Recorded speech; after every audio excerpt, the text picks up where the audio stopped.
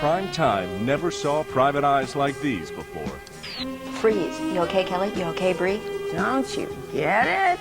Charlie's Angels invented a whole new kind of television. I thought it was ridiculous. Jiggle TV. I don't jiggle much, so I really don't have to worry about it. I'm just saying, personally, I wore 'em. The smash hit created an instant superstar. I was the athletic one. A Farrah frenzy. Kate was the smart one. Come on, calm down. Jackie was the beautiful one. Hi. But when the cameras weren't rolling, the ride got bumpy. Kelly, hit the brake! She, didn't want to be there. You can't quit, you're fired. We just came to this impasse. In the next 2 hours, you'll find out what really happened behind the scenes, with exclusive interviews and rare clips. Anything you say, darling. For the first time ever, all 6 angels will reveal their backstage secrets. Oh, I can't believe I did that. There were a lot of divorces. I'm not an exhibitionist. These gals ruled the Nielsen ratings and kicked the pants off the bad guys. This is Charlie's Angels TV Tales.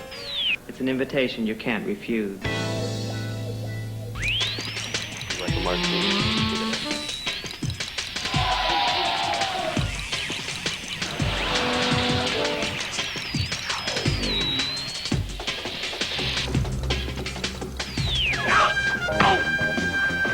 When Charlie's Angels started battling bad guys back in 1976, all 3 angels became stars. They were living in a veritable fishbowl, Crowds were forming and screaming. I now know what rock stars go through. and they were the queen fishes. But one angel became an overnight phenomenon. Knock, knock, knock, it's me. Farrah mania was sweeping the country. Farrah Fawcett emerged as a national obsession, but the breakout star of Charlie's Angels only wanted one thing. All she really wanted was out. O-U-T. This was crazy. Why was she doing it? For Farrah, getting out would not be easy. It was ugly.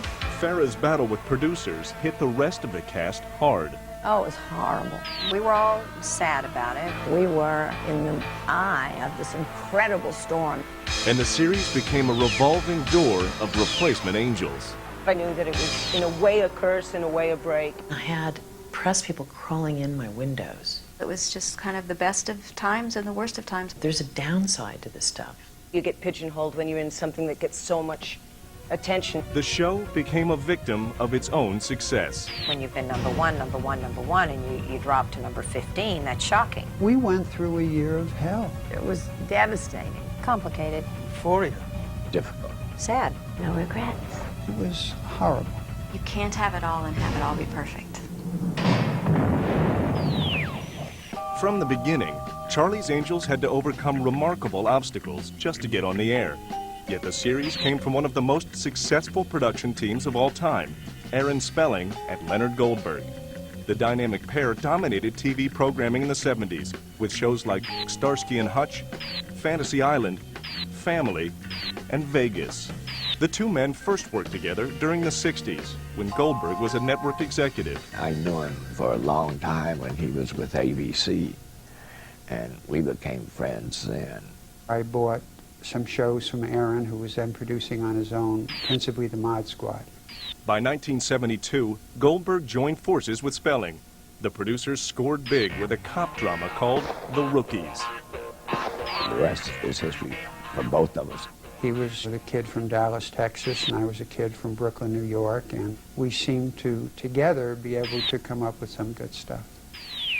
In 1974, Spelling and Goldberg put together a pitch for a new series they titled The Alley Cats. A show about 3 beautiful girls who were private detectives, and we called it the Alley Cats because their names were Allison, Lee, and I think Catherine. During the 70s, cop dramas featured strong male leads, like Kojak, starring Telly Savalas. But Spelling and Goldberg could tell the climate was changing. We thought the audience would like to escape into something a little more fanciful.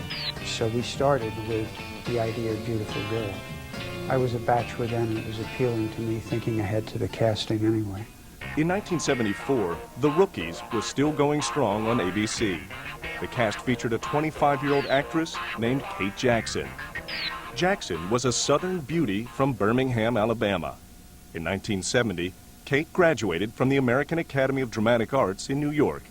Like many young actors, Jackson took a job waiting tables to pay the rent. I had just been hired as a waitress at Steak and Brew in New York. So I went in to talk to the man and to tell him I'd be a little late because I had a camera test for a soap opera. And he said, "You mean you're an actress? You're fired. You people never show up." But Jackson won a role on the Gothic soap opera Dark Shadows. I started out a ghost. I didn't speak for 5 weeks. I beckoned. You couldn't really go, "Hey," to beckon. And I learned this is the way you beckon. You lower your head and you extend your arm. And you just look. And that's beckoning. And they come to you every time. At least they did on Dark Shadows. In 1972, Jackson joined the cast of The Rookies. You want to roll the dice anytime soon? You know, acting as bait for a man who's already killed 3 women is not exactly light housekeeping, is it? I was Jill Danko, and I was the nurse. And evidently I got a fair amount of fan mail because just about every week the rookies ended up at the hospital. And no matter what happened to whomever they brought to the hospital, that was in my department. I was there to help them. Jackson also starred in a television movie for Spelling Goldberg called Satan's School for Girls. Oh, I can't believe I did that. I played Satan. No, I didn't. I played one of the girls. Producer Leonard Goldberg saw Kate Jackson as a rising star who could carry his series, The Alley Cats. We thought she was terrific. So we started with Kate. Spelling and Goldberg unveiled The Alley Cats during a power breakfast with ABC programming brass in the Polo Lounge at the Beverly Hills Hotel. And Aaron and I had breakfast with Mike Eisner and Barry Diller at the Beverly Hills Hotel. And we pitched them this idea. And they said, "That's the worst idea we've ever heard. And forget about it." But we didn't forget about it. The pitch fell flat, but the Alley Cats still had a life or two left. A few months later, the idea was revived when the producers discovered an unlikely pair of partners, Hollywood glamour couple Robert Wagner and Natalie Wood. R.J. Wagner and his wife, Natalie Wood, had done a movie, her only television movie at the time, called The Affair. And part of their salary for the movie was they would receive 50% of the next pilot that Spelling Goldberg shot. Spelling and Goldberg realized the Wagner's contract could revive the Alley Cats. Page 19 said ABC would pay $25,000 to develop a script to be owned jointly by their company, Rona Productions, and Spelling Goldberg. Goldberg then presented the Alley Cats idea to Robert Wagner. When I saw RJ, I told him the idea because we were going to be partners, and he said to me, "That's a terrible idea for a television series, but you guys know what you're doing. If you like it, go ahead." That was his creative contribution to the series that he owned half of. With the Wagners on board, the producers convinced the network to let them develop a script for the Alley Cats. But even with a script, network execs still weren't interested.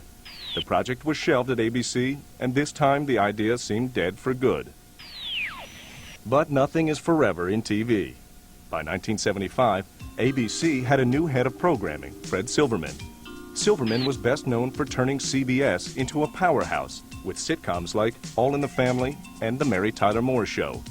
Silverman was intrigued by a new trend, action shows with feminist themes, like Policewoman, starring Angie Dickinson, and The Bionic Woman, with Lindsay Wagner in the title role.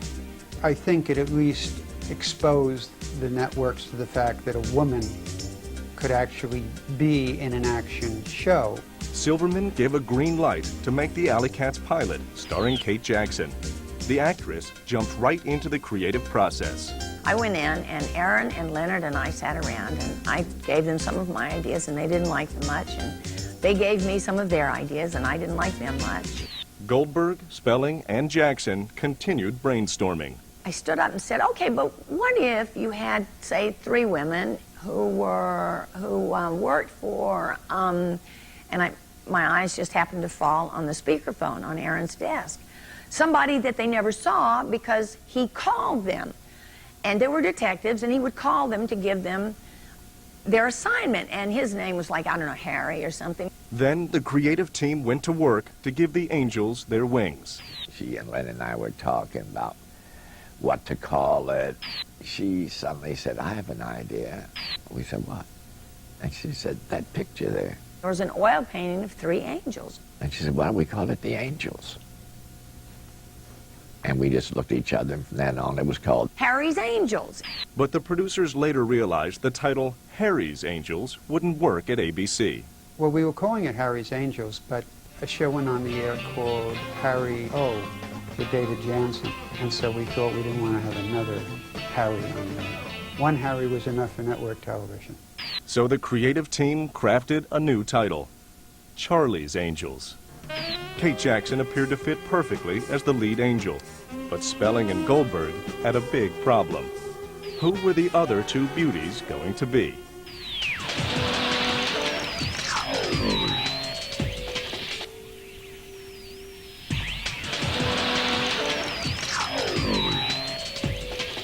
In 1975, a casting call went out for a new pilot called Charlie's Angels, starring a blonde, a brunette, and a redhead who could kick butt and solve crimes.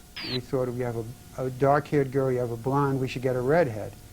That's how deep we were at the time. Producers Leonard Goldberg and Aaron Spelling already had their brunette, Kate Jackson.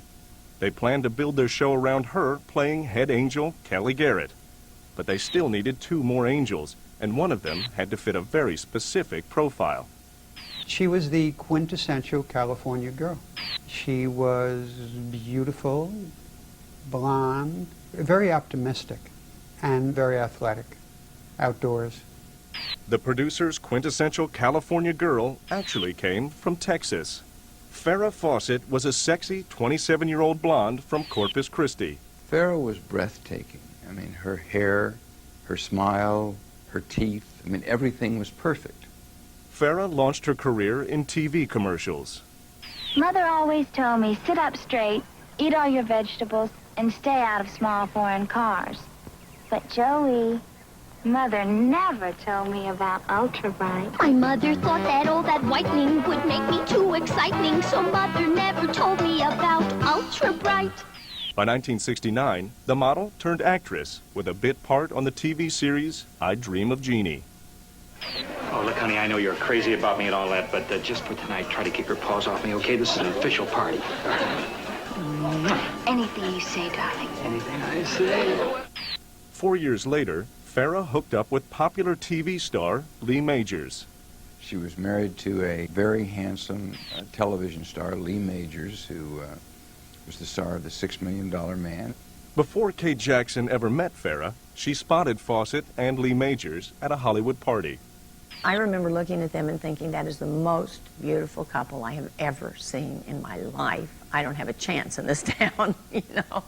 In 1975, Farrah turned up on shows like Harry O, as well as her husband's series, The $6 Million Man. Producer Aaron Spelling recognized Farrah's star potential after casting her as a stewardess in a TV movie. There was a twinkle in her eyes, and her eyes told you everything. I had done a show called Murder on Flight 502. She just had this small part in 502, but we loved her. And it was kind of a big ensemble piece. Sonny Bono, a very eclectic group of people. It was a Spelling Goldberg show. She used to come over with Lee Majors and play tennis with Candy and myself. So we got to know her quite well.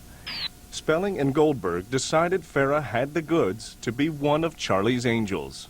Well, we just cast her, and we thought she'd be great. And then we looked for the 3rd girl. Kate and I went in and read with a few girls. Finding that elusive 3rd angel was difficult. We couldn't find any redhead that we liked. One of the producers of Charlie's Angels at the time, Rick Husky, was familiar with Jacqueline. They had gone out a few times, so when her name came up, he suggested her. I had had an audition, and it didn't go well. Jacqueline does not do well for cold readings. I was never much into just, spur of the moment. I like to have the lines. So when she went in, she just felt like she did a terrible reading. It didn't look good. The show's silent partner turned out to be Jacqueline's guardian angel. Actor Robert Wagner still owned 45% of Charlie's Angels. Wagner was so impressed with Jaclyn Smith when she appeared on his CBS series Switch that he decided to help her get a second audition. RJ called in and said, you know, you really got to see her. So really, he was very instrumental in me getting the role. Jaclyn Smith was a stunning 29-year-old beauty from Houston, Texas. As a girl, Smith dreamed of becoming a ballet dancer. I studied dance from a young age, and I went to New York to study with Balanchine and the School of American Ballet. At the urging of friends, Smith traded in her dancing shoes for dramatic acting roles on shows like McCloud and The Rookies. But the first time most people saw Jaclyn Smith was in TV commercials. So Wella Balsam shampoo is the only shampoo for me. Try it for regular or oily hair. You'll love your hair. Although Smith's first audition for Charlie's Angels did not go well, her second attempt was much better. I went in, and it was a lark, and I really didn't think much about it. She was a relatively inexperienced actress, but we thought she would develop over time. It was always inferred that she got the job because she was dating Rick Husky, but that relationship was over. She simply got it because she sparkled in front of the camera. She walked in and we just looked at each other and said, oh my God. That second reading also convinced her future co-stars. Jaclyn came in and we knew, yeah, she's the one. We liked one another. Kate was from the South, Farrah and I from Texas. We had a lot in common. Farrah was the only married angel. Kate and Jaclyn at the time were both single, and neither one had time for a social life. These girls were constantly working. The ladies were ready to roll, but the network chiefs still needed some convincing. And then the three of us went to the network, and we thought we were just going to meet the people at the network. And then we discovered we were going to read so that they could see how it sounded, and we all, Farrah and I, looked at each other and sort of freaked out. But we read, and it must not have gone too badly because we did the pilot. With all three angels in place, the producers turned their attention to Charlie. Originally, Aaron Spelling cast Gig Young as the voice of Charles Townsend. The debonair, Oscar-winning actor had a smooth, sophisticated voice, exactly what Spelling needed. But Gig Young also had a devastating drinking problem. Well, it's unfortunate because he was a big movie star at one point, and we were very fortunate to get him, and he had a great voice. But he just had some personal problems that prevented him from delivering a performance that we thought we needed. So the producers called in actor John Forsythe. The only voice of Charlie, the only person to do that. I mean, the way he did it was just terrific. John Forsythe was a familiar face on television, though no one would ever see him on Charlie's Angels. During the late 1950s, Forsythe played the lead on Bachelor Father. In 1969, Forsythe starred as a college professor on the series To Rome with Love. Forsythe was a reliable veteran who could carry a part even if he wasn't on camera. He did this Charlie stuff as if it was the Bible. Actor David Doyle also joined the pilot cast. After launching his acting career on Broadway, Doyle spent a year on the TV sitcom Bridget Loves Bernie in 1971. Doyle landed the part of John Bosley, Charlie's business associate, without even reading for the role. He didn't have to audition. He's a wonderful actor. He has a great sunny disposition. He plays comedy very well. David Doyle was the consummate pro. He was just terrific. I mean, you needed him. You needed Bosley. And Bosley needed to be just the way David played him for it to work. Actor David Ogden Stiers rounded out the cast as Scott Woodville, Charlie's personal attorney who helped Bosley give the Angels their assignments.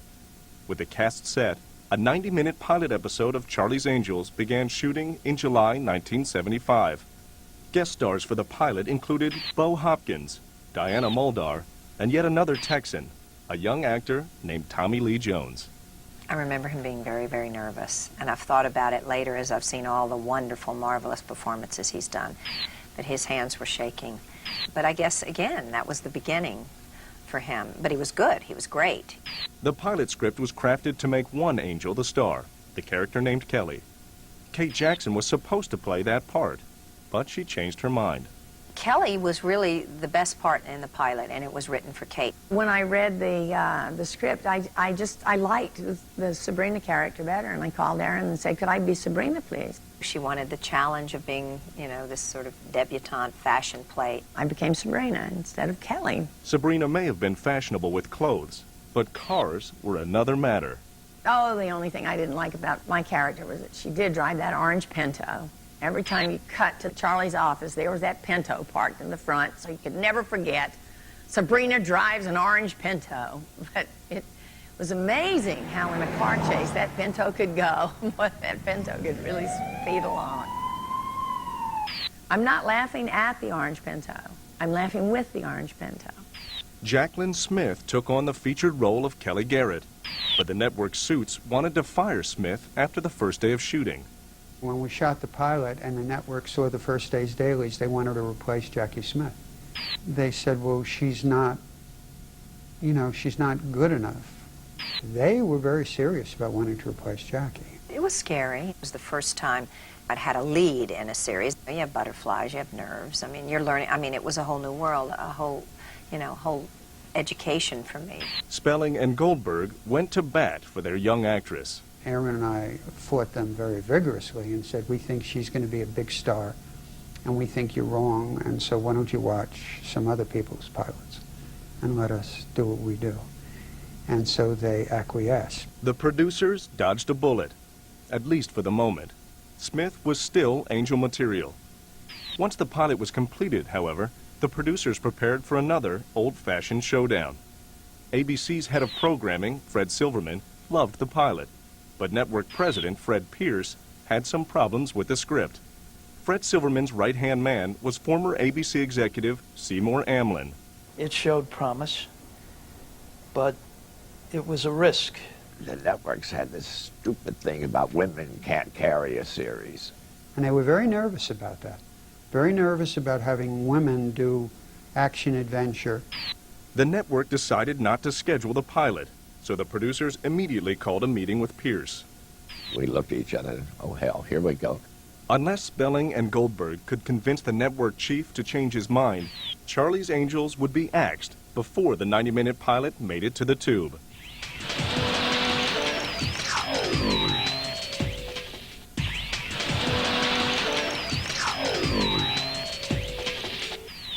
In the fall of 1975, the head of ABC took a look at the pilot for Charlie's Angels and decided to shelve the show.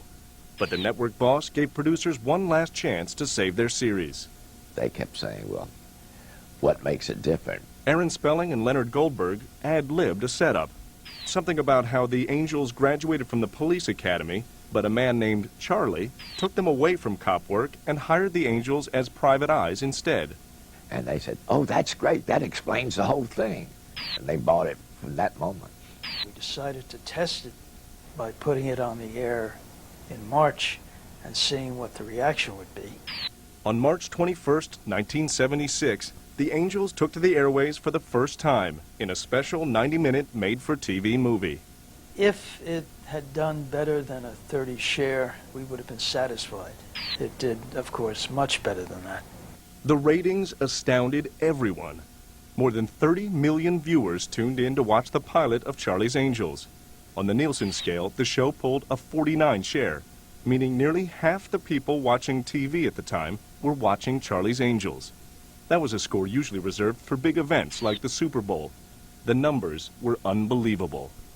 As soon as it was over, I turned the television set off and I said, we got a winner.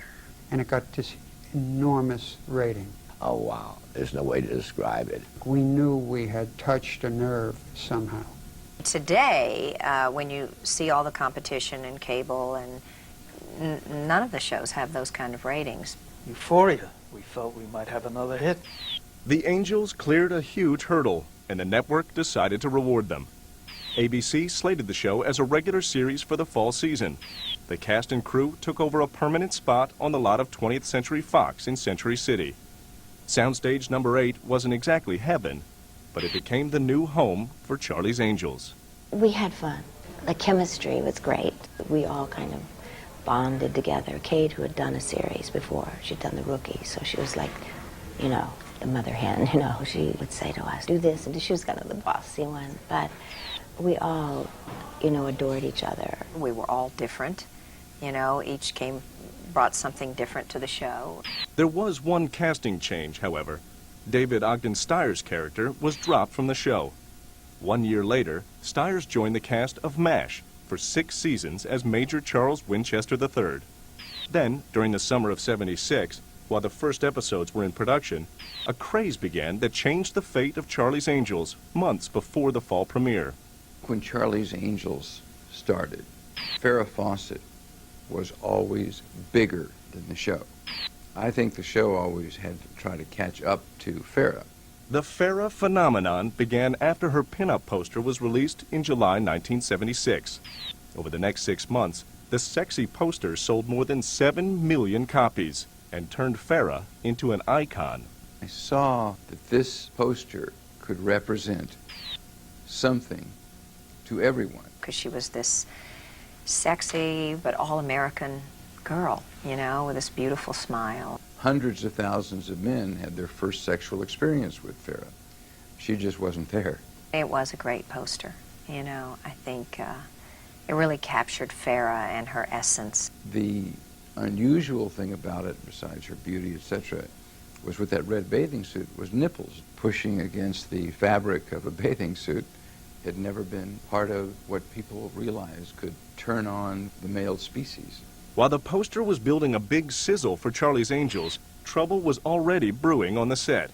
The cast got along great, but the creative team was coming under fire from the network for bad scripts. That summer, Barney Rosenzweig joined Charlie's Angels as one of the show's producers. Charlie's Angels was a silly piece of fluff that wasn't going anywhere, they thought, and was going to be a failure, they thought. Everyone was feeling the pressure. On September 22nd, 1976, Charlie's Angels debuted as a weekly series. To Sabrina, the hottest number on wheels. Love, Charlie? Charlie's Angels kicked off in the Nielsen Top 10, with the debut episode coming in at number 8. I now know what rock stars go through because it had such a success right off the bat. We were shooting, you know, all summer. And I always felt like we had this great little secret because it wasn't on the air yet. But I knew it was going to just go bananas. Wait! I am not a yo-yo! 3 beautiful babes chained together delivered exactly what a young male audience was craving. The 4th episode ranked number 3 in the Nielsen ratings. We did have some really singularly high episodes. I think it was Angels in Chains. You know, I had a 42 share, which was unheard of then. We were chained together, but we were just chatting and talking. When one of us had to go to the honey wagon, there would be, you know, you'd have your arm sticking underneath the door to the porta potty, the bathroom thing, and the chain was long enough that the person who was on the other side of the door could have their arm like that and still be, you know, doing whatever they had to do. And so we remained chained together for about a week and got to know each other really well. It was fun. It was just a hoot. That was probably one of the most memorable and fun because we were chained together and it had all these cliche things. How long has it been since you've been sprayed? Get cute in here, and you can get hurt. In the fall of '76, Angel Mania was going full force. Everybody wanted to know them. Everybody wanted to have them at their dinner party, to be at their event, to wear their clothes, to be on their magazine cover. They were in incredible demand. You have a half an hour to get ready, girls. Ready for what? You're going to a party. And believe me, it's an invitation you can't refuse. ABC was flooded with fan mail, averaging 18,000 letters a week. Most of that mail went to one angel in particular, Farrah. There is pretty, and there is beautiful, and then way above that, there is Farrah Fawcett. With Farrah front and center, the Angels soon found themselves on the covers of magazines like People and TV Guide. By November, the ratings shot straight up to primetime heaven when the show reached number 1, and the trio scored the coveted cover of Time magazine. The show was no longer just a success. It was a total sensation. I mean, it was unbelievable. Aaron Spelling and Len Goldberg, they call us and say, "You were number 1." They were so thrilled for us. It just became part of the culture, and there's no way to stop it. And it didn't go away. It went on and on and on. But the celebration was not unanimous. The critics all criticized us. Charlie's Angels was derided for launching what was referred to as Jiggle TV. It was ridiculous. Jiggle TV. I mean, we were in a bathing suit on the beach. It is meant to be light. It's meant to be so light if you threw it in the air, it would take a week to hit the ground. It wasn't meant to be Shakespeare. It was meant to have fun and escape, and, you know, we need that. The guys at NBC said it was Jiggle television. They invented that, I guess because it wasn't on NBC. Every episode usually featured at least one of the stars wearing a skimpy outfit or sporting a bikini. The producers hammered that point home to writer Ed Laxo. And the only thing they really wanted was to get the girls to show as much skin as possible. Feminists had a field day firing shots at the show. I was beginning to feel like they were going to shoot me for putting pornography on there. I never felt like, oh, well, this is sex exploitation. It never entered my mind. Never. There were people who said that it was putting women down because we were doing that. And I was saying, don't you get it? It's the first time there were 3 females who had leads. They should be applauding that it's 3 women as leads instead of 3 men in a series. This is showing you that women can do anything. We were independent women, empowered women. Despite a few battle scars from critics and feminists, the first season's success of Charlie's Angels was nothing less than magical. But a time bomb was ticking. Kate Jackson had top billing, and she was making a lot more money than her co-stars. I got a feeling this whole thing's about to explode. Hey, wait. Kate made, I think it was like $10,000 a week, and Farrah made $5,000, and Jaclyn Smith made $5,000. But everything changed.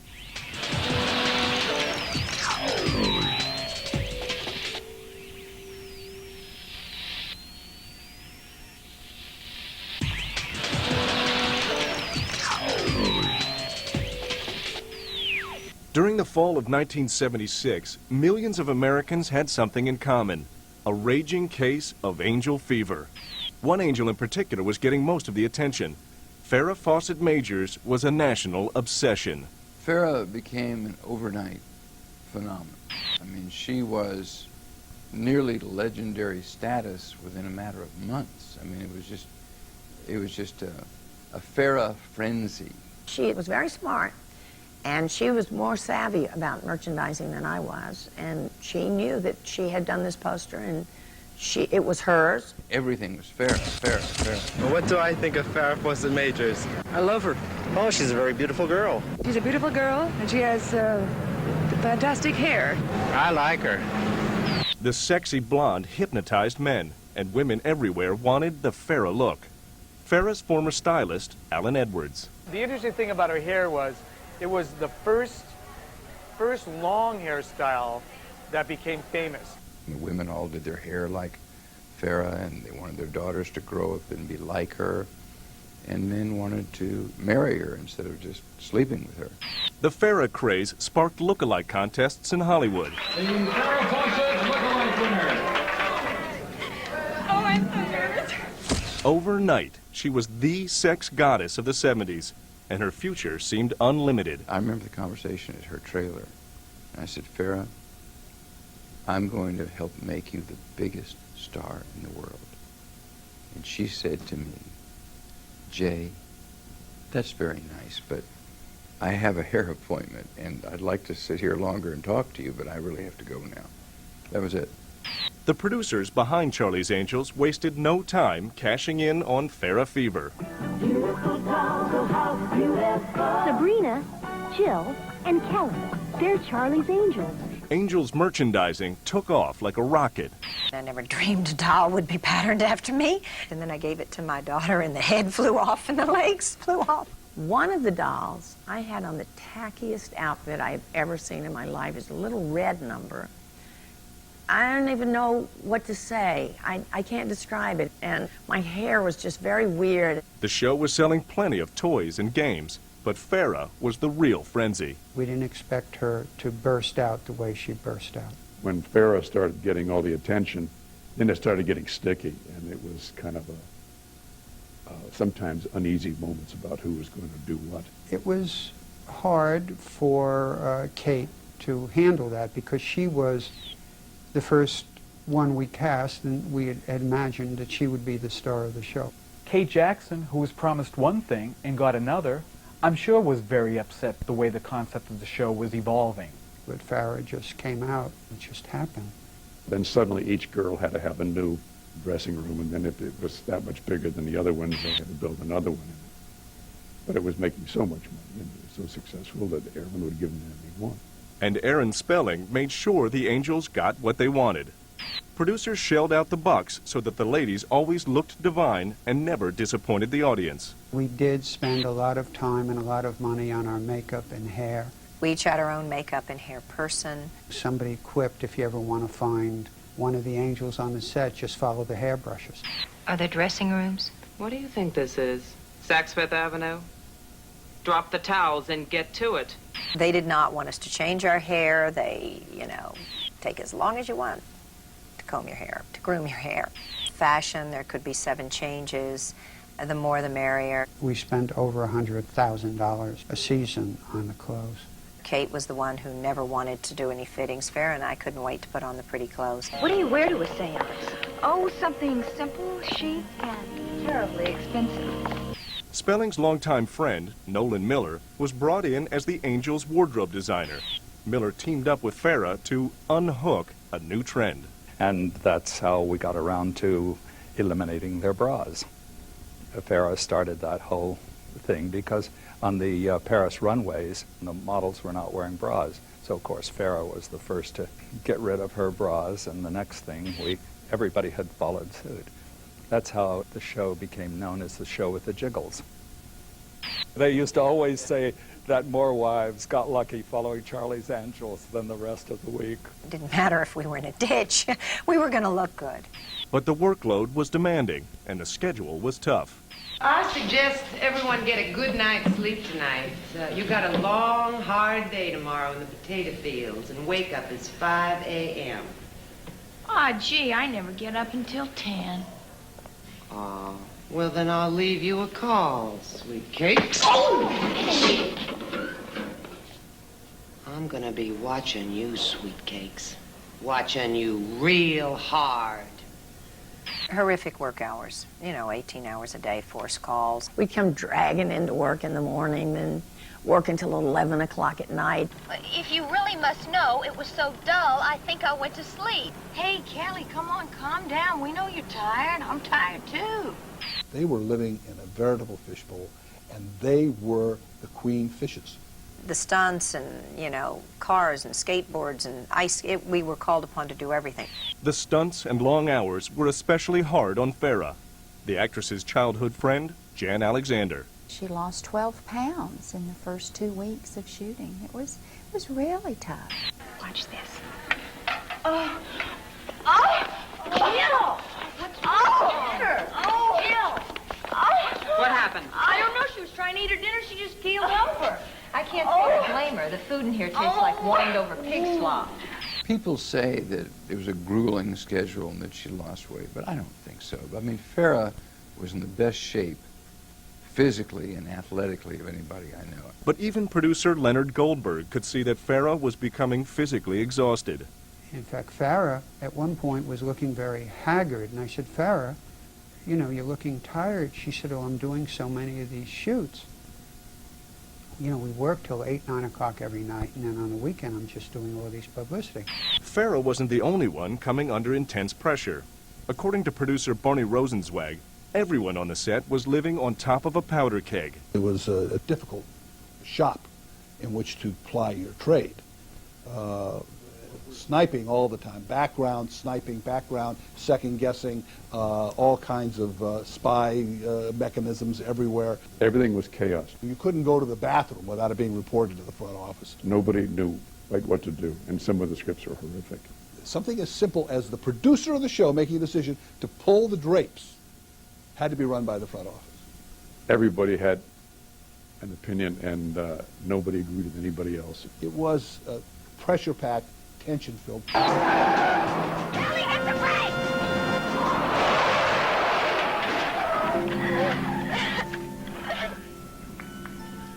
Tensions were high and tempers flared. Everyone appeared to be stressed out. It's okay. I'm sorry.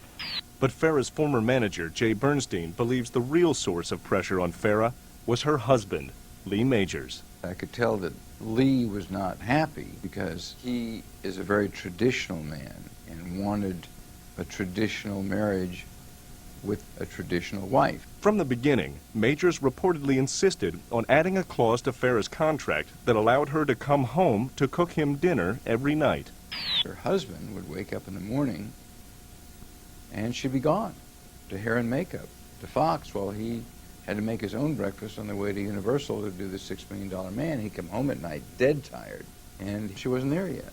Bernstein claims Majors was eager to see his wife walk away from the series. He was very unhappy, and his attitude to me was, look, this family makes $55,000 a week, and I make 50 of it, he said.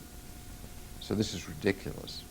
You know, I don't want this to continue. Jay Bernstein says the fireworks began in February at the 1977 People's Choice Awards, where Lee Majors gave Candy Spelling some devastating news about Farrah's future with Charlie's Angels. Aaron Spelling, his wife Candy, was being nice with Lee and saying next year's going to be so exciting. We're going to go to Europe. We're going to do all these things. And Lee just looked up and said, well, she's not doing the show next year. Candy Spelling was stunned, and so was Jay Bernstein, who managed both Farrah and Lee Majors at the time. Bernstein assured Mrs. Spelling he would straighten everything out the next day. So I called Lee, being sure that he was joking. And he said, no, that's it. And he said, and by the way, you always said, Jay, that the actor should never be the villain. You want to be our manager? Okay, then you be the villain. If there was tension behind the scenes, the problems did not show up on the screen. Charlie's Angels finished the year at number 5 in the Nielsen's. For the first time in history, ABC, the perennial third-place network, reached number 1.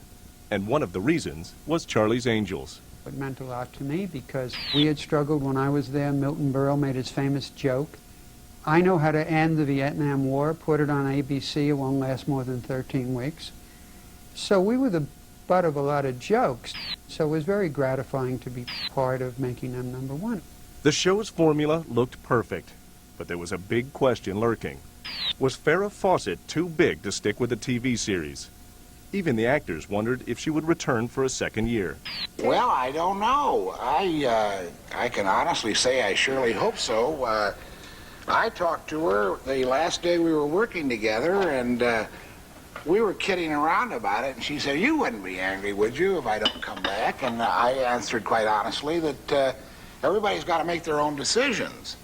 The sexy blonde with the perfect smile and the figure that launched countless fantasies was about to break a lot of hearts.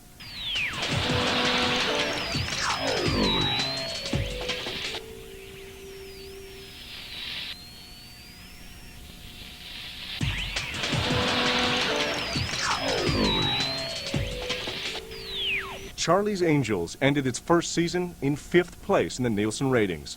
But the show's breakout star was threatening to break away from the cast. We need another diversion. Lloyd?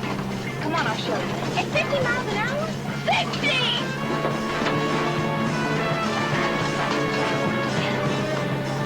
Sometimes I worry about her. She had never had a serious talk with us about, I want to leave the show. It came out of the blue. We were just thunderstruck. Her agent wanted to get her into features, and her husband wanted her to come cook. So she was a lady torn between the two. We met with Farrah, and I said, Farrah, what do you want? What is this all about? Well, I want to be a movie star. In court documents, Farrah claimed the status of her contract gave her an out. I hadn't really finished negotiating my contract, so it was open. She had not signed her contract because they never agreed on the merchandising. According to court papers, the producers insisted Farrah was bound by an oral agreement that she gave before the series was picked up. They soon learned Farrah was no pushover when it came to business. I was in a slightly different position, I think, than most actresses just coming in. So, you know, we just came to this impasse. Jay Bernstein says when Aaron Spelling learned Farrah was serious about leaving, the two men had a private meeting.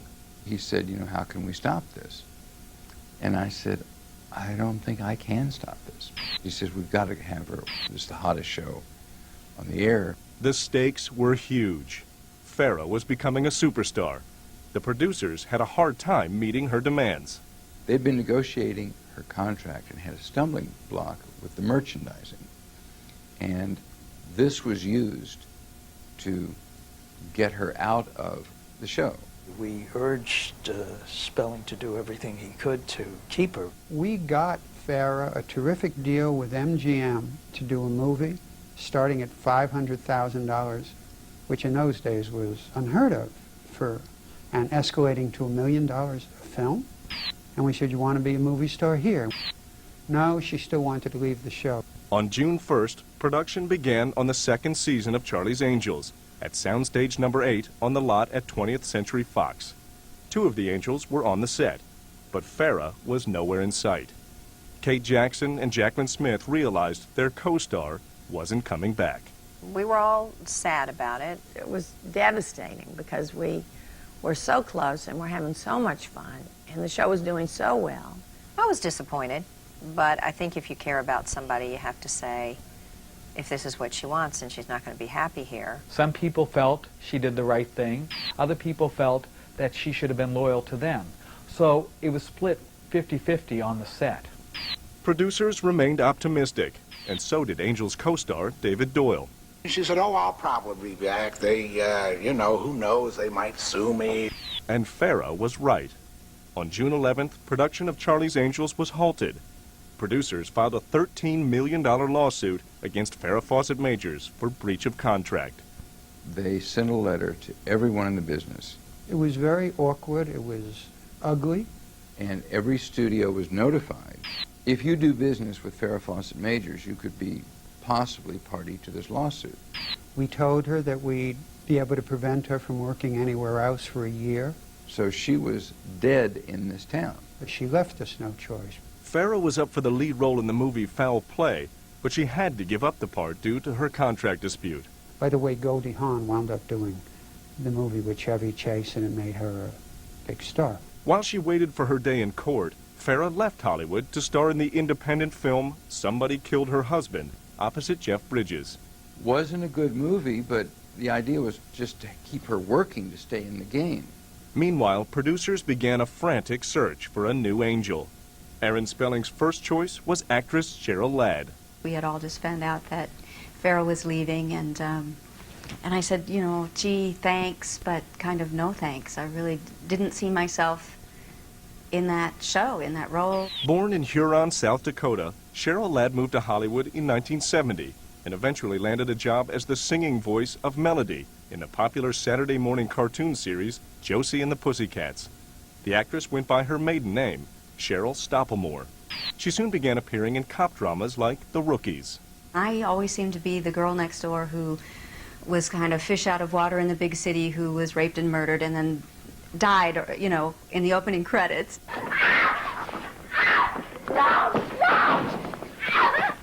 In 1973, Cheryl Stoppelmoor became Cheryl Ladd. That year, she married actor David Ladd, son of the celebrated Hollywood star Alan Ladd. Besides landing a husband, Cheryl was also making a name for herself in Hollywood. Aaron Spelling was so impressed with the young actress, he decided to cast her in his 1973 television movie, Satan's School for Girls. And worked with Kate, as a matter of fact, in that movie. And Aaron was very aware of me, and I was kind of a favorite of his. In 1977, Spelling wanted Ladd to replace Farrah as the next Charlie's Angel. I'd met her and really wanted her to do it, and her answer was no, no, no, no. I wasn't so worried about it, except I thought if I really blow this and people hate me, that could be the end of my career forever. She felt that Farrah had created such a huge thing that she had to follow her and she would be crucified. Ladd turned down Spelling's offer. Disappointed, Spelling and Goldberg continued their search for a new angel. They came across 23-year-old Kim Basinger, who had guest starred in the highly rated Angels in Chains episode. I just hope I can measure up. But Aaron Spelling couldn't get Cheryl Ladd out of his head. Her eyes gave you the sense of never having done a thing wrong. She was really an angel. It just came right through. Spelling approached Ladd again. And luckily, Aaron called me later and he said, okay, we've looked at 250 girls. I haven't found anybody I want in the show, and I want to talk to you. Will you come and talk to me? And I said, of course I will. Spelling met with Ladd to ease her anxiety about joining the cast. I just don't really feel like I could be Farrah. I mean, only Farrah's Farrah. And he said, no. It'd be a whole new character. What if you were her younger sister? I said, well, if I could be funny, if I don't have to be this sort of glamour thing all the time. When we started talking about Chris Monroe in those terms, all of a sudden I kind of lit up. I went, okay, this could be fun. From the moment Cheryl Ladd walked onto the set of Charlie's Angels, she faced an uphill battle.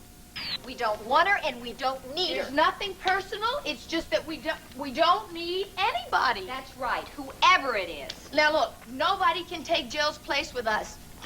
Nobody. The three of us in the beginning had been there from the beginning. I know it was difficult for Cheryl to come into a show that was already established. It was a little intimidating because they were all a family. You know, they had a hit show and they'd been doing it for a year. I mean, she had some tough shoes to fill. So that first day walking on the set was a little nerve-wracking. Ladd decided to make light of the sticky situation. At that time, Farrah was Farrah Fawcett Majors, so I wore a T-shirt that said Farrah Fawcett Minor, and everybody laughed, and I laughed, and they all got the joke. But Cheryl's struggle for acceptance was just beginning. We never became close friends. The new Angel was feeling the pressure to replace Farrah, What's wrong with you? and producers prayed she could pass the test. This has been fun, but I gotta run.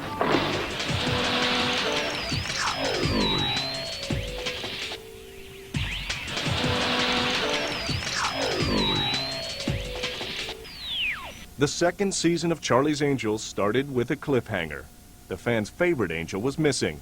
Farrah Fawcett Majors was locked in a legal battle with producers, while the newest angel wondered if her co-stars and viewers would accept her.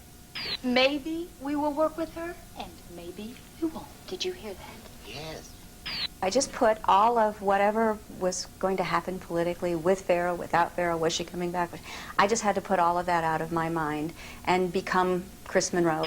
It's me. Who? Chris Monroe. Everybody was a little nervous about, are we going to have a show or not? So all of that was out there, and there was lots of pressure around it. With Cheryl Ladd in the cast instead of Farrah, the chemistry between the angels was not the same. We never became close friends, but I think on camera the relationship between the three of us still worked very well. So it was okay, but it was different. She was easy to work with, open, and, really, she gave as good as she got. I know it was difficult. I would not say there was any kind of, oh, welcome to the show, because nobody was relaxed. When Cheryl got there, she had it tough. I mean, they were rough on her. Some days Kate would talk to her, and some days she wouldn't. But Jacqueline didn't want to get in mixed. She was afraid that if she was too nice to Cheryl, that then Kate would be on her case. It was that kind of a bad balance. And whatever animosity happened between those two, it was very uncomfortable for Jacqueline. The tension drove Ladd to seek advice from series writer and producer Ed Laxo. She says, they make me feel uneasy. All I ever said to her was, you're terrific, I love you. Keep doing what you're doing, and this too will pass. Ladd found a true friend and bonded with Bosley. Dear David Doyle, early on, he just took me under his wing and helped me keep a sense of humor, particularly early on in the beginning when it was so stressful and so tense. He just kept being my buddy and my friend. To spark viewer interest for the upcoming season, the cast and crew went to Hawaii to shoot Angels in Paradise. We really couldn't go out. People were in the halls, outside our room. We had thousands and thousands of people around us all the time. We had to have guards. I had never had sort of that much attention. It was a whole other way of living. It was fun and exciting and overwhelming and hot. The producers were worried about much more than the heat in Hawaii. A crucial test was right around the corner. Judgment Day for the Angels came on September 14th, 1977, when Angels in Paradise premiered. We were very, very concerned. Everybody was really kind of holding their breath. We didn't know how it would be judged. That certainly wasn't a love note I found on the car. No, and that bullet could have been meant for Chris. Yeah. The cast change did not hurt Charlie's Angels at all. Angels in Paradise scored first place in the ratings. The show was still on top. America fell in love all over again with a new angel. You can imagine how relieved all of us were and how much less tension there was after the airing of the first show. We knew that Farrah wouldn't be missed. It was just such a great, great celebration. Toy makers were eager to cash in. Sabrina, Kelly, and Chris. Yes, Charlie's Angels. Beautiful doll. It was a little bizarre because I had a child who was playing with dolls, you know. To have a mommy doll, I don't know, it was a bit strange for all of us. The Angels' popularity was not confined to the home front. They were sizzling overseas, too. One royal fan paid a personal visit to the Angels, an eligible bachelor named Prince Charles. We thought, why is he coming to our set? He was saying that he and his mom, in particular, really liked the show. The Angels had fans around the world, yet critics still hated Jiggle TV. Well, come on, it wasn't Shakespeare. That is an unkind cut, wench, though truly spoken. I knew that part of the reason I was hired was because Aaron liked the way I looked in a bikini, and that was an element of the show, and we all sort of faced that music.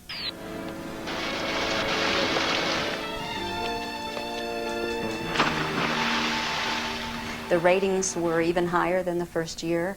But Farrah was still a force to be reckoned with. After months of delays, the runaway star from the first season faced a court date with producers. We didn't know if we'd win or lose, and they didn't know if they'd win or lose. Producers felt they already scored a victory in the court of public opinion. During a special screening of the John Travolta movie Saturday Night Fever, a test audience in Cincinnati booed when Farrah's famous poster was shown on the big screen. Clearly the perception was she was greedy and she was selfish. She only thought about herself. She didn't think about her fans. Farrah's former manager, Jay Bernstein, decided to play hardball. I said, look, she's not going to change her mind, and I'm not going to change my mind. All you can do, if you want me out of this, is you'd have to kill me. Both sides agreed to settle the dispute after a short time in court. According to published reports, producers agreed to drop their lawsuit if Farrah would return to the show for at least 6 guest appearances over a 3-year period. Hollywood's golden girl emerged from the courtroom untarnished. Farrah was all smiles as she walked away, and she kept that famous smile all the way to the bank. She would get more for a week than she would have for the whole season.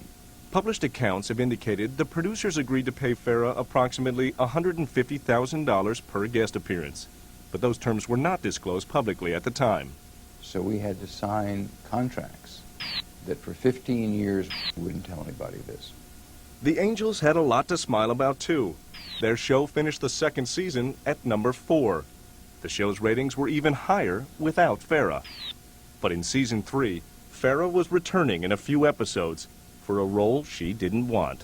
All she really wanted to get, I can say in one word, was out. They didn't exactly roll out the welcome wagon for me.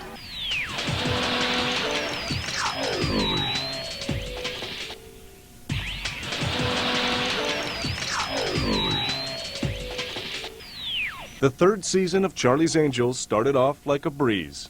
All 3 Angels reported for duty. Well, I think the embarrassment was worth it. The season also brought one of the most anticipated events of the entire television year. Farrah was coming back to Charlie's Angels. Everybody was a little nervous. I was particularly a little nervous because I didn't know how she would be with me. And I guess she didn't know how I would be with her. Jill? There was a knockdown battle after Farrah left the series. Her guest appearance was part of a court settlement with producers. Farrah's homecoming was bittersweet. I loved it when she came back the 3rd year. I was happy to see her. You know, I mean, you don't forget a friendship like that. Everybody was very nice to her. It was still okay, but it was different. It was awkward. Complicated.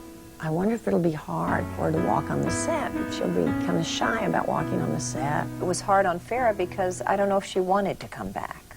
I had these like 3 dozen long stem red roses delivered to her trailer. The fact that she had to come back, I think, was not something that she was thrilled about. She didn't want to be there, but she had to be there. They needed her. And they were paying a lot of money to get her back, so why make it difficult? It was complex because everybody had moved in another direction, but we made it work. I have a friend with me. I thought maybe you'd like to say hello. I don't know. We're pretty busy here. Pretty busy, huh? The ratings proved Farrah was still a phenomenon. Angel Come Home finished in 3rd place for the week. It was great when she came back. It was really fun. It was like old times. But the old times didn't last long. Another Angel was about to make a permanent exit. Kate Jackson had her eye on the big screen, and she landed the role of a lifetime. That was tough because Kate had an offer to do a very good movie, and we had to tell Kate that she couldn't do it, and that didn't endear us to Kate. The inner turmoil Kate had to deal with, losing that part to do a television series you're still unhappy for, was emotionally hard on her. She was right about the movie. It was Kramer versus Kramer, and an actress named Meryl Streep got her part. Kate's personal life was in much better shape. In August 1978, Jackson married actor Andrew Stevens, son of celebrated actress Stella Stevens. Then in October, the Angels heard wedding bells again as Jaclyn Smith walked down the aisle for the 2nd time. Smith married actor Dennis Cole. They were happy times for Smith, but Kate Jackson was forced to deal with a professional disappointment. The following spring, Jackson watched Meryl Streep win the Oscar for the role that she was forced to give up. Jackson reached a turning point.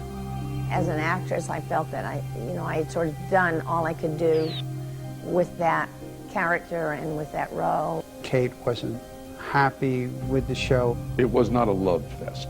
I kind of thought, gee, we're getting a little lax here in some of the scripts, and I'm getting a little frustrated. She did her work, and she could be difficult, but she did the work. The movie Turned Down was, I guess, the final straw. After 3 seasons of crime busting on Charlie's Angels, Kate Jackson decided to hang up her wings.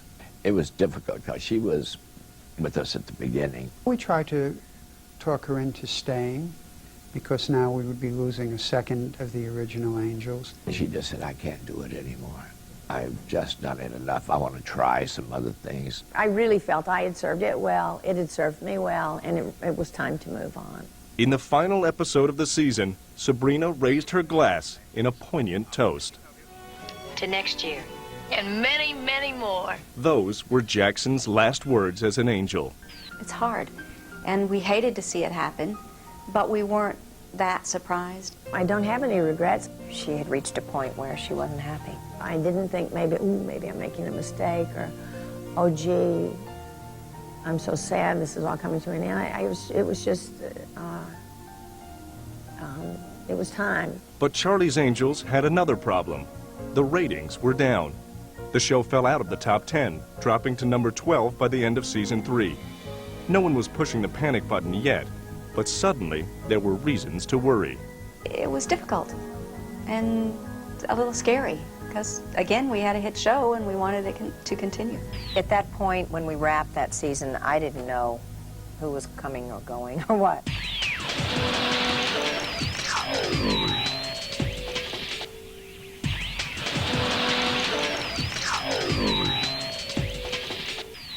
The 3rd season was no charm for Charlie's Angels. Ratings took a dip, and Kate Jackson left the show at the end of the year. With the loss of another original Angel, the producers were feeling deja vu all over again. We just kind of threw up our hands and said, oh, hell, what next? More than 5,000 women were considered for Angel's Wings. Among the contenders were future stars Michelle Pfeiffer and Connie Selica.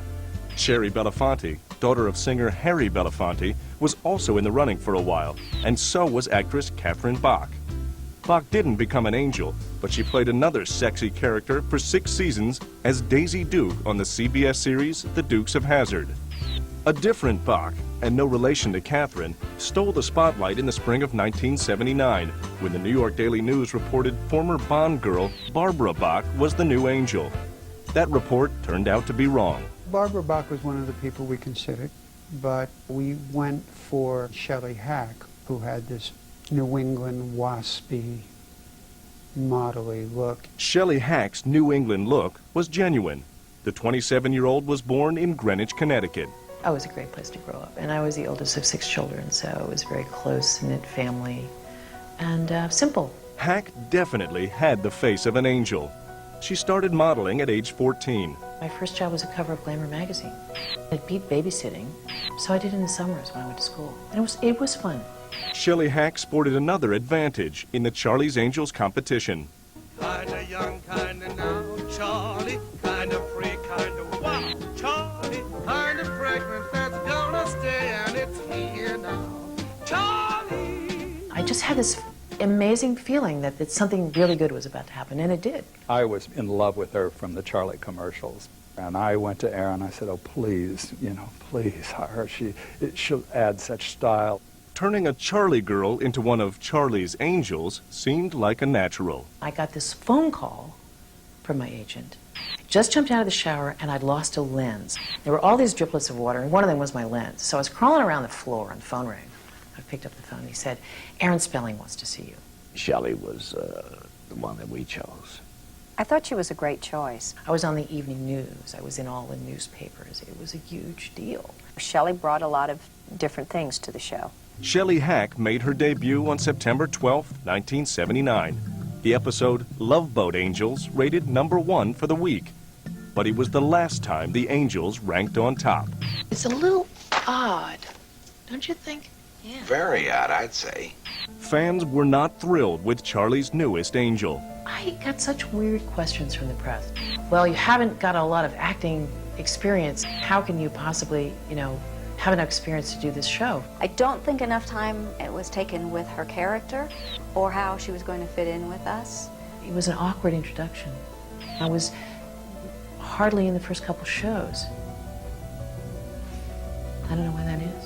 It was really unfortunate and unfair for Shelley. Meanwhile, Charlie's Angels lost its time slot to the NBC sitcom Different Strokes. We were disappointed, but we all kind of realized it was missing something. We didn't know what. The usual network promotions for Charlie's Angels failed to spark viewer interest. Even Farrah Fawcett could not reverse the Angels' poor ratings trend. Her final guest appearance registered the lowest rating of the season, finishing at number 34 for the week.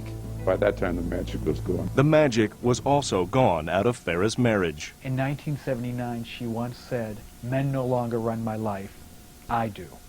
She set out to do what she thinks is right for her. Farrah split from husband Lee Majors.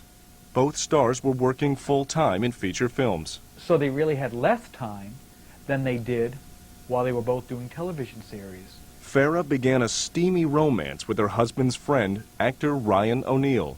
The lack of time together took its toll on the marriage, and they ultimately divorced. Fawcett wasn't the only angel who ended up in divorce court.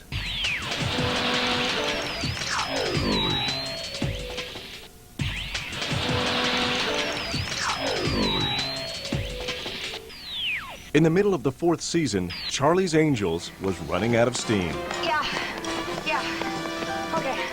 I think people kind of lost track of this somehow, of what the show was and who we were. The show didn't change, the concept didn't change. Other networks had 2 years to try to counter-program. They were counter-programming more effectively every year, and that's what was happening. For a while, it was just kind of the best of times and the worst of times all at the same time. Cheryl Ladd filed for divorce in January 1980. My marriage was not doing well, and, it was a lot. It was just a lot. Charlie's Angels was not doing so well either. By the wrap of the 1979-80 season, the show dropped to number 20. For Shelley Hack, the party was over. I never expected to be there more than a year, and I wasn't. The chemistry never clicked. She didn't really work out. She wasn't terribly happy doing the show. It wasn't working. Shelley Hack was not invited to return for another season. So I did my year, and I moved on. It's always sad. It's very intense with these girls. They're your friends, and then boom, they're gone. That was just fine. That was plenty for me. As the 4th season ended, the producers geared up for yet another angel search. With lower ratings and lousy publicity, Charlie's Angels was in real trouble. The pressure was on to find a perfect angel who could save the series. I don't remember who we saw. It was like, do we have to do this? To make matters worse, Jacqueline Smith, the last original angel, announced she was leaving at the end of the 5th season. I was on a hit show. I learned a lot. I made a lot of friends. But I thought I was ready to move on at that point. From the show and her marriage. In June 1980, Smith separated from her second husband, actor Dennis Cole. I wish everybody would understand that when a young lady takes a role in a series, she has very, very little time of her own. And she doesn't have the time to give her husband or a boyfriend the time that's necessary. Everyone prepared for a bumpy ride going into season number 5. Meanwhile, after looking at more than 2,000 beautiful candidates, Aaron Spelling liked a 25-year-old newcomer named Tanya Roberts. Tanya Roberts was born in the Bronx. At 15, Tanya began doing off-Broadway plays and TV commercials. Tanya met her future husband, Barry Roberts, waiting in line for a movie. I went out with him, we became best friends, and like a few months later I asked him to marry me, and we've been together ever since. In 1975, the newlyweds left the Bronx behind and headed to Hollywood to find success. Tanya continued to land small parts in various films and TV projects, like the movie Zuma Beach, starring Suzanne Summers. In 1980, Tanya auditioned to become an angel. The sexy redhead was exactly what the producers were looking for. We tried to go for someone who was a little more street, a little more urban, a little more ethnic. All of a sudden, I got a big break overnight. You didn't mess with Tanya Roberts, man. She was great fun to work with. Wardrobe designer Nolan Miller saw another side of Tanya. I went to her apartment, and the typical questions that I ask, is are you comfortable going without a bra? What kind of things do you like? This kind of thing. And her husband piped up and said, she has a beautiful body. She can wear anything. He said, go on, honey, show him. And she pulls her sweater off, and I went, gulp. I'm not an exhibitionist at all. No way. She was not shy. Get out of here. She was a hoot. She didn't care if she wore a bikini, in the laundromat. She was going to do what needed to be done, and she just had a great attitude about it. With declining ratings, the show needed a boost. So once again, the cast and crew headed to Hawaii. I won! That was our excuse to put them in bikinis, you see. Bikini fever, we called it. But trouble was brewing back in Hollywood. We went through a year of hell.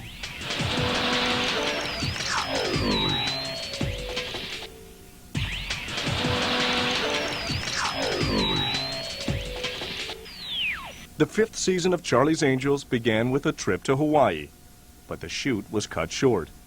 Production came to a sudden stop when the Actors Union went on strike on July 21st, 1980. The cast and crew packed up and returned to Hollywood, where the work was less glamorous. I remember carrying a picket sign, walking around the studio with David Doyle.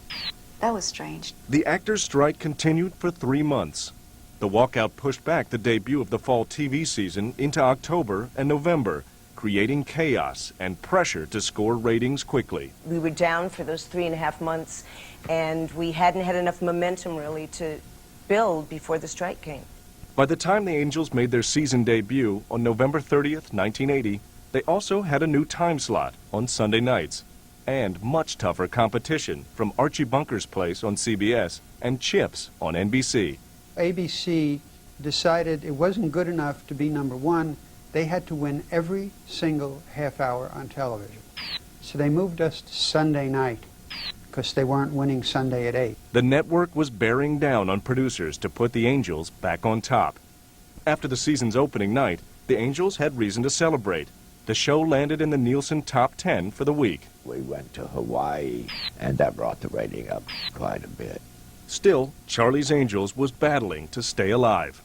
Despite the addition of Tanya Roberts as a new street-smart angel, the show's ratings went into a nosedive. It was evident from the numbers we were getting that The show had lost its zing. After years of ratings supremacy, the show that launched Jiggle TV lost its sizzle. People magazine even asked, "Is the jiggle up?" By February, the show dropped to 59th out of 66 shows. On February 21st, 1981, ABC placed Charlie's Angels on hiatus. I never expected that they'd stop the season any more than anyone expected the strike would happen. So those things happen, and they're unfortunate. A little disappointment and a lot of relief. I think I was tired by that time. It looked like the Angels solved their final case. I think everybody was ready to say goodbye at that point. But the network brought back the series in June and returned the show to its original time slot on Wednesday night. Oh, how could you do that? We were simply trying to find a time period where it might, work to enable us to, keep it for another season. Well, we kind of like to finish what we started. 4 new episodes struggled against reruns on the other 2 networks. The series, which debuted with Super Bowl-sized ratings and climbed all the way to #1 in its first season, was getting clobbered by The White Shadow on CBS and Real People on NBC. ABC made it official. Sorry, Charlie. Sorry, Charlie. Sorry, Charlie. Charlie's Angels was canceled.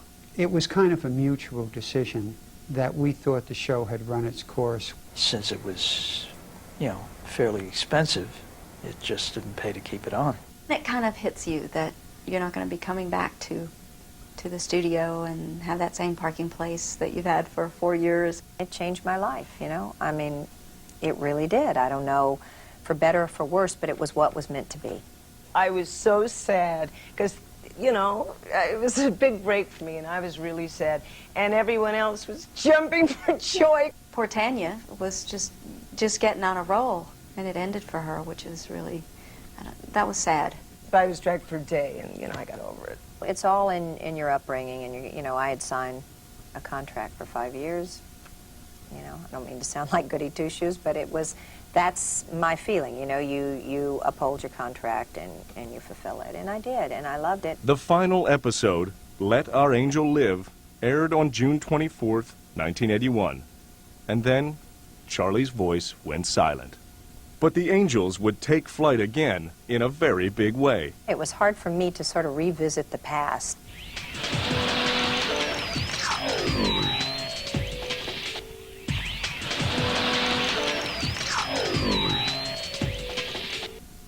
After Charlie's Angels ended in 1981, the show aired in syndication, and the Angels went their separate ways. Farrah Fawcett took on a variety of serious acting roles, including the 1984 TV movie The Burning Bed, which earned Farrah her first Emmy nomination. Posing for Playboy in 1995, the sexy blonde set magazine sales records all over again, proving she was still a phenomenon. But Farrah's personal life has been full of highs and lows. After her split from husband Lee Majors, Farrah began a long-term relationship with actor Ryan O'Neal. The couple had a son in 1985, but Farrah broke up with O'Neal in 1997. During an appearance on The Late Show with David Letterman that year, Farrah's unusual behavior prompted public speculation about drug or alcohol abuse. People thought it was a drug-induced performance. But she's not a drug person. What had happened is she hadn't slept in 5 days because she was editing a Playboy video. To me, it's very sad to have something that is to be judged guilty in the court of public opinion like this, because she was innocent. She might have had some stumbling blocks along the way, but in the end, I'm sure she's proud to say that she became independent. In 2002, Farrah seemed in good spirits with her guest appearances on the CBS series The Guardian. 4 years after Charlie's Angels, Kate Jackson returned to primetime with 4 hit seasons on the CBS series Scarecrow and Mrs. King. But Jackson went through 3 marriages, all ending in divorce. In 1987, Jackson was diagnosed with breast cancer and underwent a lumpectomy. 2 years later, Kate endured a mastectomy. And the public still rallied for her during her illness. Kate to this day is cancer-free. She adopted a child who is 8 now. She's doing well, And she continues, as all the other angels, to try to do her best in the entertainment field. Like Jackson, Jaclyn Smith racked up 3 marriages and 3 divorces. But in 1997, she walked down the aisle a 4th time. Smith shares another tie with Jackson. In 2002, Smith became a breast cancer survivor after undergoing a lumpectomy and radiation treatment for the disease. She was dubbed the Queen of Miniseries for so many years, raising 2 wonderful children, and yet keeping her values. I can't tell you any woman that we worked with ever, as sweet as Jaclyn. The other angels also enjoy active careers. Cheryl Ladd won critical praise for her work, including her portrayal of Grace Kelly in a TV movie. I've done 35 films of movies, television, got to do Broadway. Who knows if that would have been there for me without Charlie's Angels. The show took its toll on Ladd's personal life. You're not going to have it all good all the time. And nobody told us that part, that something was always going to suffer, whether it was your children or your marriage or your work. You can't have it all and have it all be perfect. Shelley Hack appeared in the ABC series Jack and Mike in 1985, but the show only lasted 1 season. Today, Hack works as an international media consultant. Mostly I deal with media and politics and how media relates to building democracy. So I've worked a lot in Bosnia, Albania, Croatia. Tanya Roberts posed for Playboy in 1982, then went on to star in several films, including a turn as a Bond girl in A View to a Kill, with Roger Moore as Special Agent 007. When you've been in something that's as high profile as The Angels or Bond, it's like it never ends. There's always interest. It just goes on and on. Tanya returned to primetime TV in 1998 for 3 seasons on the Fox series That 70s Show. She left the series in 2001. The actor, remembered as lovable Bosley, David Doyle, suffered a fatal heart attack on February 26, 1997. He was 71. David Doyle was a dream. He was so much the spirit of the show. He just kept making me laugh. He just kept being my buddy and my friend, and I just could never thank him enough. I miss him. The original Angels believed the secret of the show's success was their special bond. I think it was the camaraderie, you know, between the 3 of us. I mean, and I think I can say that with certainty. The 3 of us clearly had a real friendship, a real emotional bond, and it showed. Although most critics panned Charlie's Angels, then and now, the Angels themselves are proud of the show's impact. We were all like 3 grown-up Girl Scouts. We never slept with anybody. We were just always stood tall with each other. I still meet all kinds of kids. They're grown up now. They go, I used to play you. We used to run around in the neighborhood, you know. It was really, in a way, a really good model for kids because it showed young girls that they could be anything. In 2000, Angel Mania was born again with a big screen version of Charlie's Angels.